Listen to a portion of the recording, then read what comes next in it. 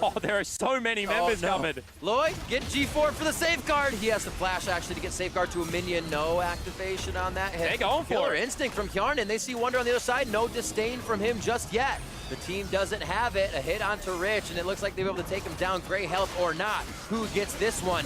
Nixar with Chain of Corruption, and it will not help his support. But now they have damage going on to 3 members of G2. Perks with Deed. There's the kick coming in from Lloyd. He's able to solidify a kill on Jankos. Beautiful Forge God as the teleport from Rocky comes into play behind Dragon Pit. And it is a kill for Nixar.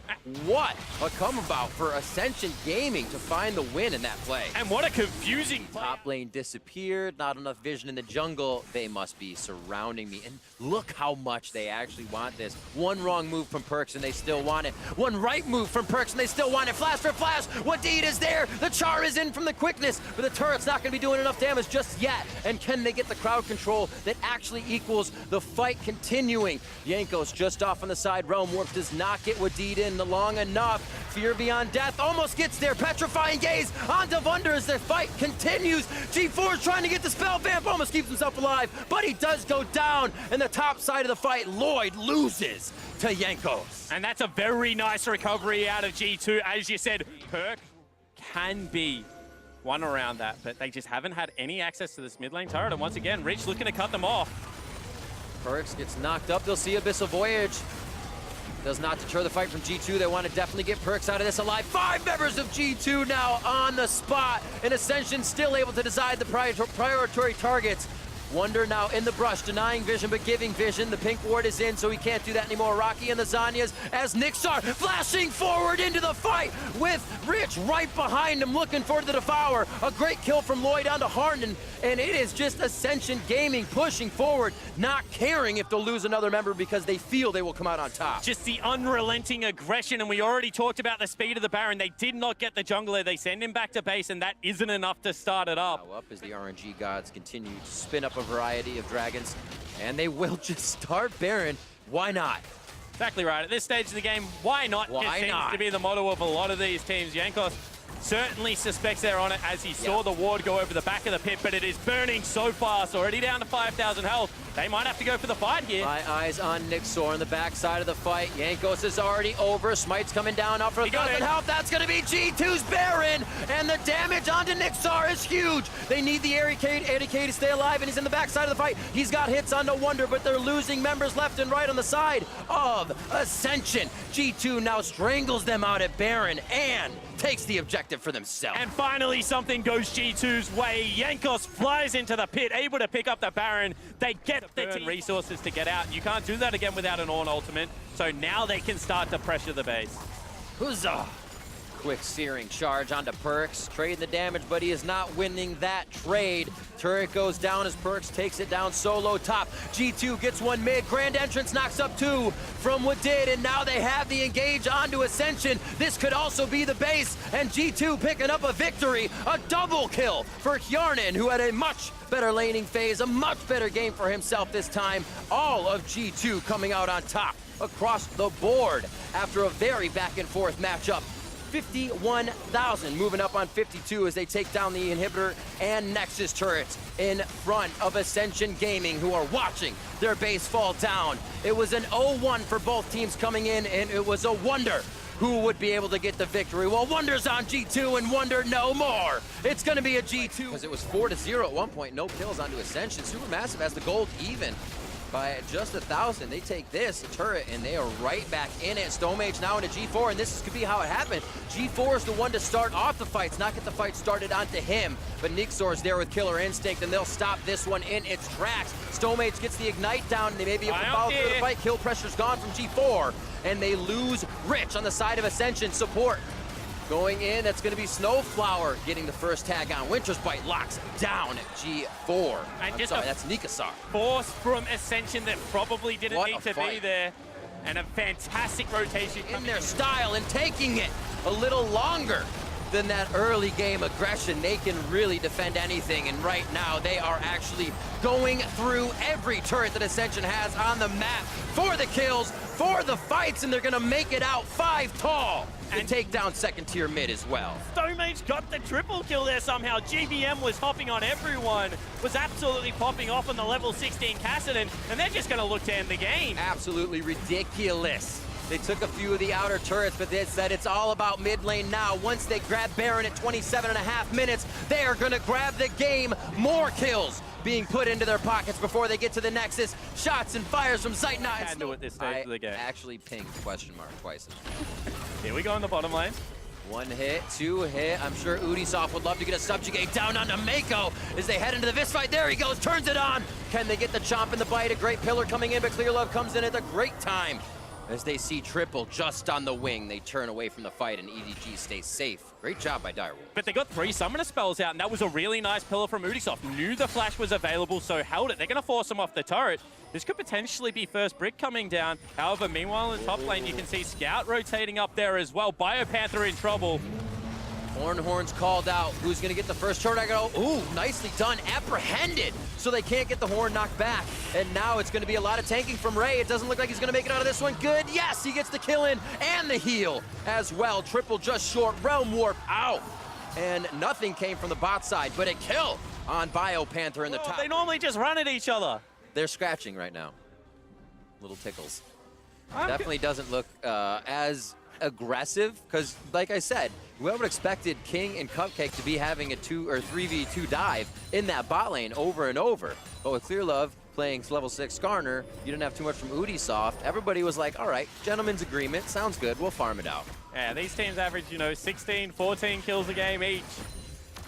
Throw in the 10 to 12 deaths as well at the same time. You're expecting 20-odd kills to come through in a game at a minimum. Whoa, there's some blood in the water as Eyeboy goes down. He was even able to get Summoner heal off as Direwolves bite down. That's a kill going over to Triple as he is now 1-1. Attack Ray in the side lane.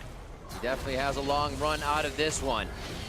It's going to be the teleport coming in. Scout's going to be there for a little bit of fun as they're going to bring 3 and 4 up. It's on the right side. This is going to be a fight. Clear Love's going to be first. Doesn't have anybody to get the stinger on. Is a lot of flashes over the wall from Direwolves trying to stay safe.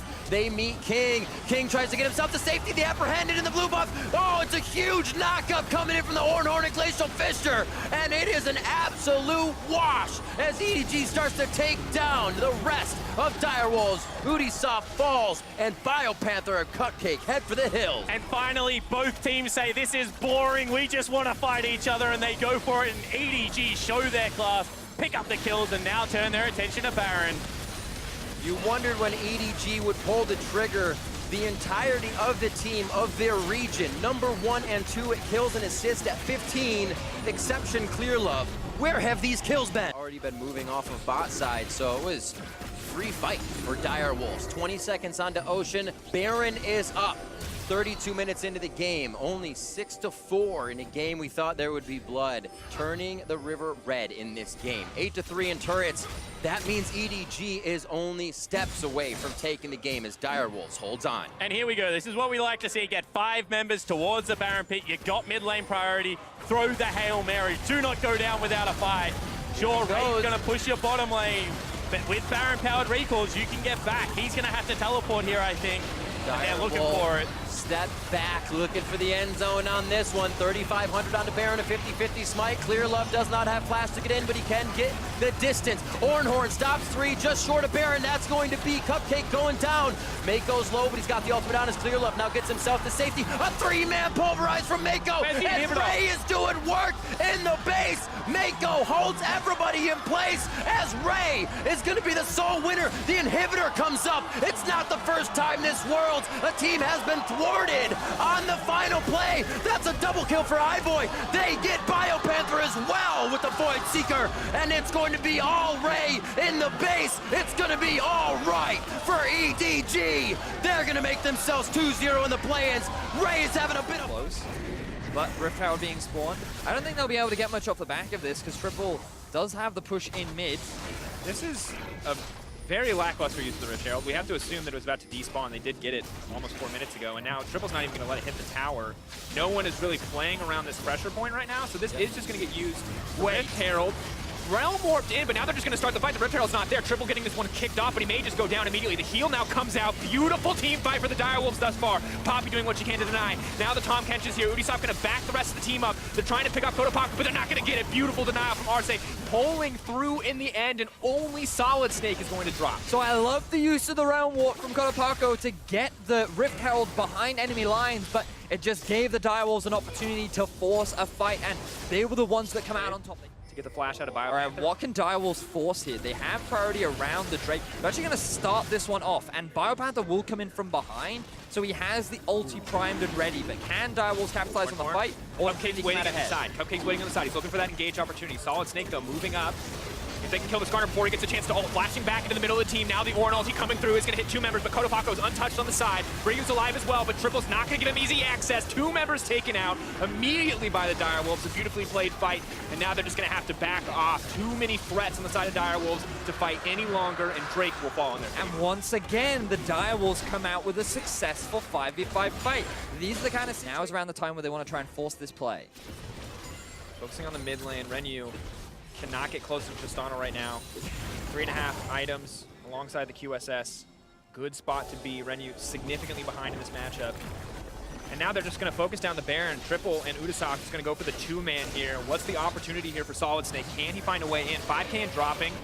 Direwolves, are they going to risk the 50-50? Solid Snake's going in. Realm Warp is there. Miles is going to try to force him back. The Skarner, can he make it into the pit? Relic in the middle of everybody. Renu goes in. He takes down the jungler. The Baron does drop in his favor, though. Maybe Infinity can fight this back. They have the man advantage, but they've lost the Baron. If they die here, the game will end in the favor of Direwolves. Relic doing what he can to save the day, but the 80 carry's already gone. Kotopaku versus the world as Direwolves just clean up this fight, take the Baron, and look to end all hope for this Infinity lineup. Direwolves find a huge fight, and while it costs them their jungler, it could very well secure them the game as King jumps in again. TPing again, flashing forward, the QSS kills him mid-air. No mercy for the Direwolves. They are unconcerned about jet lag. They are unconcerned about their sub-jungler. They are making it work here on the play-in stage, picking up their first win of the tournament, putting Infinity down to 0-2. If you are an OPL fan, this is exactly the game one and a first blood kill, and level disadvantage here counting against him.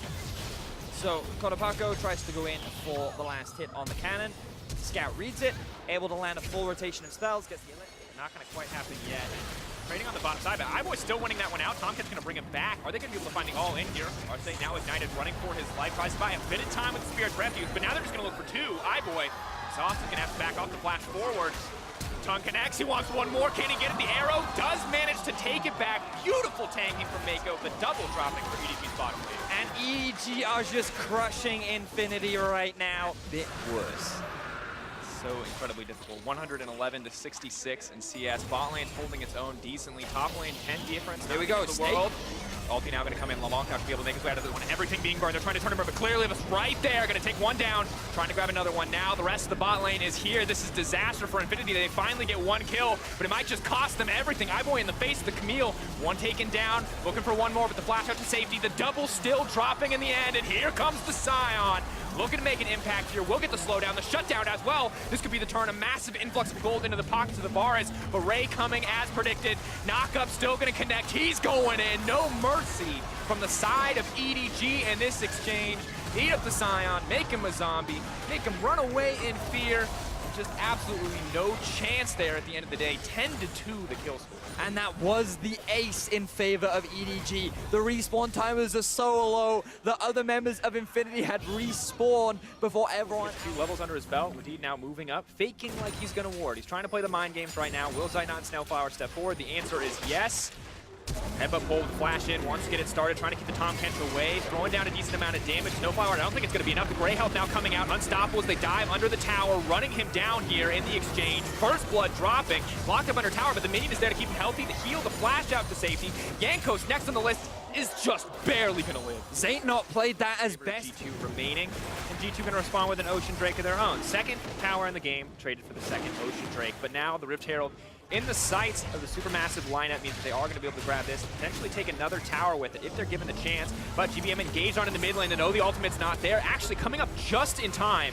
Looks like he still will fall, but Snowflower comes in, a heroic save. Perkz wants to take him out, the dash through. Not quite enough. Perks leaps back to the smoke screen. Now Zaynot is looking to clean through the team. Yanko's incredibly low. Zaynot very strong at this stage of the game. G2 caught and running. Wadid needs to be careful. Is going to get knocked up. Is going to get taken back. Supermassive grabbing a kill of their own. Beautiful play there from Snowflower to flash in and save GBM at just the last second. G2 end up getting forced into a 5 versus 4 because Shannon wasn't there, and now Supermassive in control. They have their eyes set on the outer tower in mid.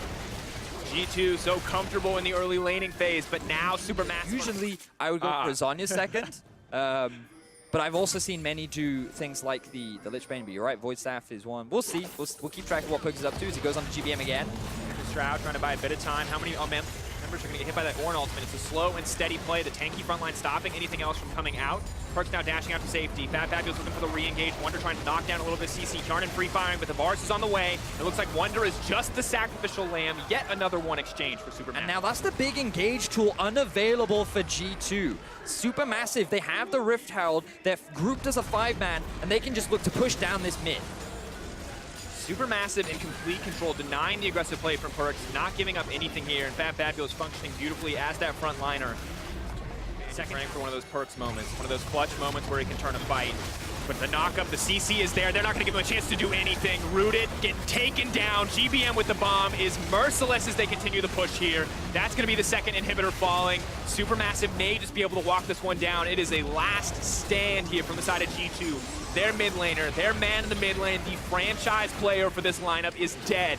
Who will stand up for G2 to stop Supermassive from entering the game?